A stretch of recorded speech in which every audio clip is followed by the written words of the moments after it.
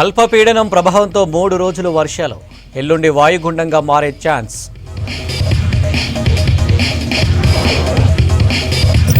సిటీలో భూగర్భ జలాలు పెంచేందుకు జీహెచ్ఎంసీ ప్రణాళికలు. పైలట్ ప్రాజెక్టుగా 5 పార్కులో ఇంజెక్షన్ బోర్వెల్స్. శిథిలావస్థకు చేరిన బిల్డింగ్స్ పై జీహెచ్ఎంసీ ఫోకస్. వర్షాకాలం రానుండడంతో బల్దియా ముందు జాగ్రత్త.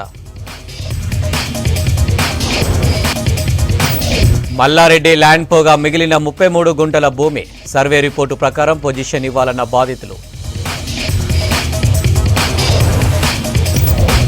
హైదరాబాద్లో ఫుడ్ సేఫ్టీ అధికారుల తనిఖీలు. ఆహార శాంపిల్స్ సేకరించి ల్యాబ్కు తరలింపు.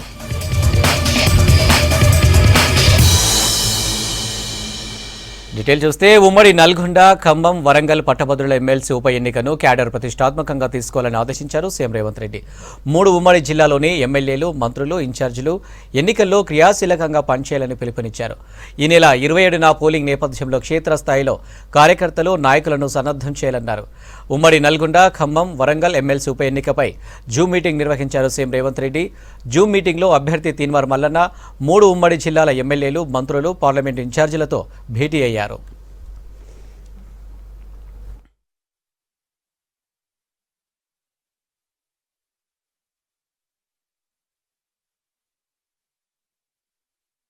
ప్రతి ఎమ్మెల్యే తమ అసెంబ్లీ నియోజకవర్గంలోని అన్ని పోలింగ్ బూత్లను సందర్శించాలని సూచించారు సీఎం రేవంత్.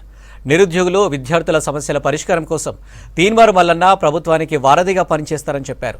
సమస్యల పరిష్కారానికి తీన్మార్ మల్లన్న గెలుపు ఉపయోగపడుతుందన్నారు సీఎం. ఇది తీన్మార్ మల్లన్న ఎన్నిక మాత్రమే కాదు, కాంగ్రెస్ పార్టీ ఎన్నిక అని చెప్పారు. ఎమ్మెల్సీ ఉప ఎన్నికల్లో కాంగ్రెస్ పార్టీని అత్యధిక మెజారిటీతో గెలిపించాలని పిలుపునిచ్చారు సీఎం రేవంత్.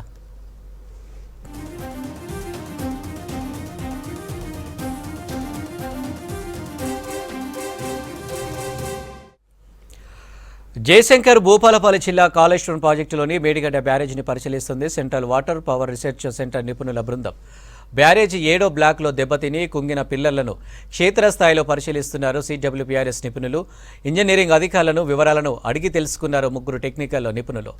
బ్యారేజీ 7వ బ్లాక్లోని కుంగిన 15 నుంచి 21 పిల్లర్ల గేట్ల దగ్గర ఇసుక మేటలను చెక్ చేస్తున్నారు నిపుణులు.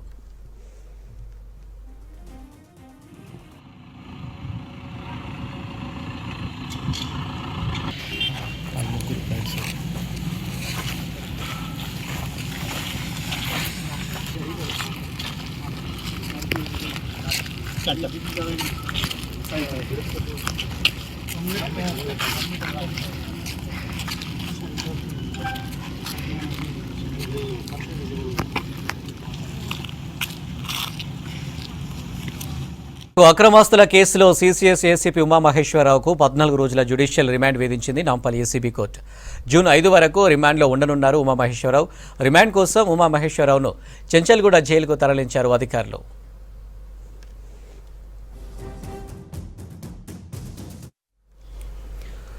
జలమండలి అధికారుల తీరుపై హైదరాబాద్ నగర వాసులు ఆగ్రహం వ్యక్తం చేశారు. గండిపేట్ జలాశయం నీటిని నగరానికి తరలిస్తున్న క్యాండేడు కాలువ నిర్వహణలో అధికారుల నిర్లక్ష్యంపై మండిపడ్డారు. కోకాపేట్, గండిపేట మార్గ మధ్యలో పలుచోట్ల కాలువకు లీకేజీలు ఏర్పడ్డాయన్నారు జలమండలి అధికారులు. వెంటనే స్పందించి చర్యలు చేపట్టాలని కోరుతున్నారు నగరవాసులు.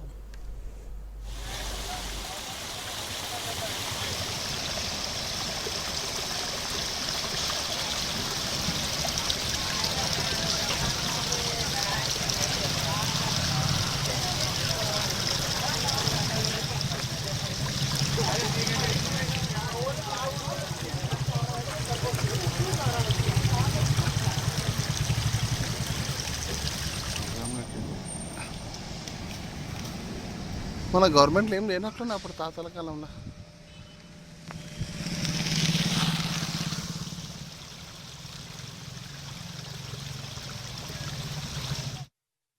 హైదరాబాద్లోని బండ్లగూడ జాగీర్ హైదర్ షాకోట్ ప్రధాన రహదారిపై స్వయంభుగా వెలిసిన జ్వాలాయోగ లక్ష్మీ నరసింహస్వామి కళ్యాణ వైభవంగా జరిగింది. సుదర్శన హోమం, లక్ష్మీ నరసింహస్వామి హోమం, ధ్వజారోపణ, గరుడ పూజ ఘనంగా నిర్వహించారు. సన్ సిటీలో దాదాపు 515 ఏళ్ల క్రితం స్వామివారు వెలిసిన చరిత్ర ఉందన్నారు స్థానికులు. ప్రతి ఏటా స్వామివారి జయంతి సందర్భంగా కళ్యాణం జరిపిస్తామన్నారు ఆలయ కమిటీ సభ్యుడు మాధవచారి. కళ్యాణ మహోత్సవంలో పాల్గొన్న భక్తులకు తీర్థ ప్రసాదాలతో పాటు అన్నదాన కార్యక్రమం నిర్వహిస్తారు. పంపించేసి రెడ్డి సాబ్ సపోర్ట్ తీసుకో. మీకే ఇస్తున్నా, నేను నాకు కాదు, తీసి ఇస్తున్నా. నరసింహస్వామి గుట్టపై వెలిసిన శ్రీ లక్ష్మీ నరసింహస్వామి దేవాలయంలో ప్రతి సంవత్సరము వైశాఖ శుద్ధ త్రయోదశి చతుర్దశి నాడు అతి వైభవంగా కార్యక్రమాలు నిర్వహించబడతాయి.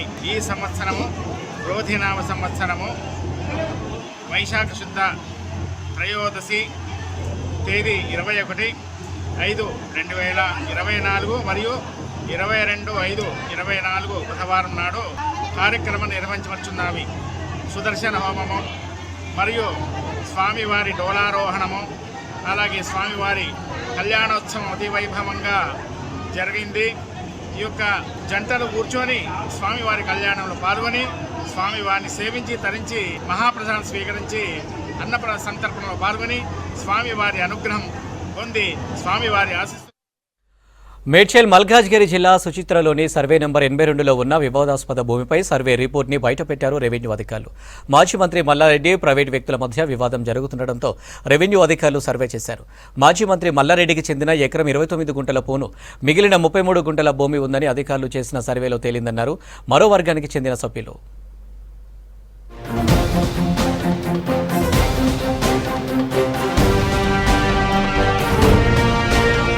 మేడ్చల్ జిల్లా కుత్బుల్లాపూర్ మండలం జీడిమెట్ల పరిధిలోని సుచిత్రలో సర్వే నెంబర్ 82లో ఉన్న భూమిని రెవెన్యూ అధికారులు సర్వే చేశారు. అంతకు ముందు రోజు మాజీ మంత్రి మల్లారెడ్డి తన అనుచరులతో కలిసి పోలీసుల ముందే బ్లూ షీట్స్ తీయించారు. ఈ ఘటనపై మల్లారెడ్డితో పాటు మరో వర్గంలోని ఒకరు ఇలా ఒకరిపై ఒకరు PS లో ఫిర్యాదులు చేశారు.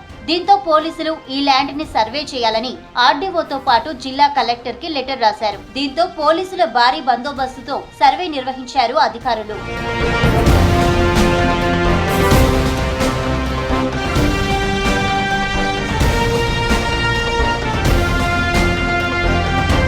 సర్వేతో పాటు అటు మల్లారెడ్డి, ఇటు మరో వర్గం వద్ద ఉన్న డాక్యుమెంట్లను రెవెన్యూ అధికారులు పరిశీలించారు. కోర్టు ఆర్డర్స్ కాపీని తీసుకున్నారు. సర్వే చేసిన తర్వాత వచ్చిన రిపోర్టుని ఫాలో అవుతామని రెవెన్యూ పోలీస్ అధికారుల ముందు ఇరు వర్గాలు ఒప్పుకున్నారు. సర్వే కూడా 2 వర్గాల మధ్యనే చేయించారు. ఈ సర్వే రిపోర్టుని రెవెన్యూ అధికారులు 2 వర్గాలకు ఇచ్చారు.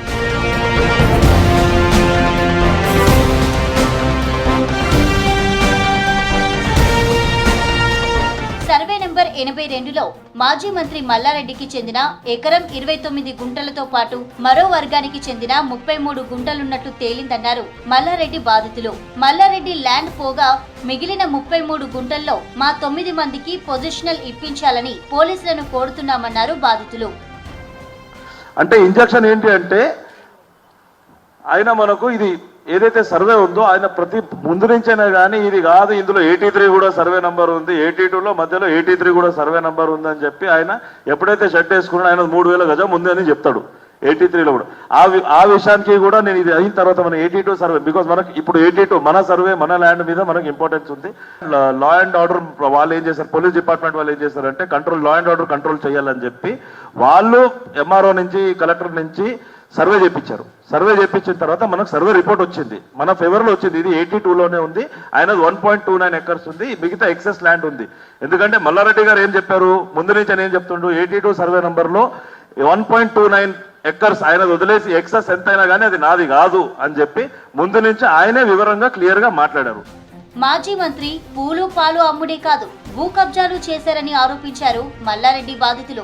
పోలీసుల ముందే చంపుతానని బెదిరించారని ఆరోపించారు. పేట్ బషీరాబాద్ లోని 82 సర్వే నంబర్లో ఎకరం 29 గుంటల కంటే ఎక్కువ ఉంటే సారీ చెప్పి రాజకీయాల నుంచి వెళ్లిపోతానని మల్లారెడ్డి సవాల్ చేశాడని గుర్తు చేశారు.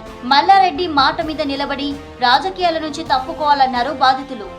ఇది 2012లో మేము కొనుగోలు చేయడం జరిగింది. 9 మంది పీస్ఫుల్గా మా ఒక షెడ్ వేసుకొని పీస్ఫుల్గా అనుభవిస్తున్నటువంటి తరుణంలో 2016లో టీఆర్ఎస్ గవర్నమెంట్ వచ్చిన తర్వాత ఆ గవర్నమెంట్లో మల్లారెడ్డి గారు చేరి మా యొక్క రూమును తొలగించి డిస్మటల్ చేసి ఆ యొక్క ఫెన్సింగ్ వైర్ని తీసేసి మా మీద ట్రేస్ పాస్ కేసు పెట్టడం జరిగింది. మరి పోలీస్ స్టేషన్కి పోయి మా యొక్క రిప్రజెంటేషన్ చేసి మాకు సంబంధించినటువంటి డాక్యుమెంటు లింక్ డాక్యుమెంటు టోటల్గా మేము వాళ్ళకి ఇవ్వడం జరిగింది. 2001లో హైకోర్టుతో డైరెక్షన్తో జాయింట్ డైరెక్టర్తో సర్వే చేసినటువంటి కాపీ, మరి MRO ఇచ్చినటువంటి సర్వే కాపీ తీసుకుపోయి ఇచ్చి మాకు న్యాయం చేయండి అంటే మీరు కోర్టుకు అంటే సార్ కోర్టుకు పోయి కోర్టు నుంచి ఆర్డర్ నాట్ టు ఇంటర్ఫియర్ అని అంటే అప్పుడు టీఆర్ఎస్ గవర్నమెంట్ మా మాట పెడిచెవిన పెట్టింది. మేము ఇచ్చిన పిటిషన్ మీద ఎఫ్ఐఆర్ కూడా చేయలేదు. ఆ బ్లూ షీట్స్ను తొలగొట్టి పోలీసు వాళ్ళు అడ్డం వస్తే పోలీసు వాళ్ళని తిట్టడు, మా వాళ్ళు అడ్డం పోతే మా వాళ్ళను కొట్టడం, మామూలను భయభ్రాంతులను గురి చేయడం, దొబ్బేయడం, కొట్టేయడం, బరిగలు మొత్తం గడ్డపారలు పట్టుకొని వచ్చిరు. ఈ సర్వేలో మీకు వెళితే ఇంచు వెళ్ళినా కూడా ఇక్కడి నుంచి వెళ్ళి తక్షణం మీకు హ్యాండ్ ఓవర్ చేసి మాట మీద నిలబడబోతే నేను రాజీనామాకైనా సిద్ధమని చెప్పి అందరు సమక్షంలో చెప్పి వెళ్ళిపోవడం జరిగింది. ఇక రెవెన్యూ శాఖ చేసిన సర్వే రిపోర్ట్ ఆధారంగా తమకు వచ్చిన 33 గుంటల్లో పొజిషన్ ఇప్పించాలని కోరుతున్నారు మల్లారెడ్డి బాధితులు.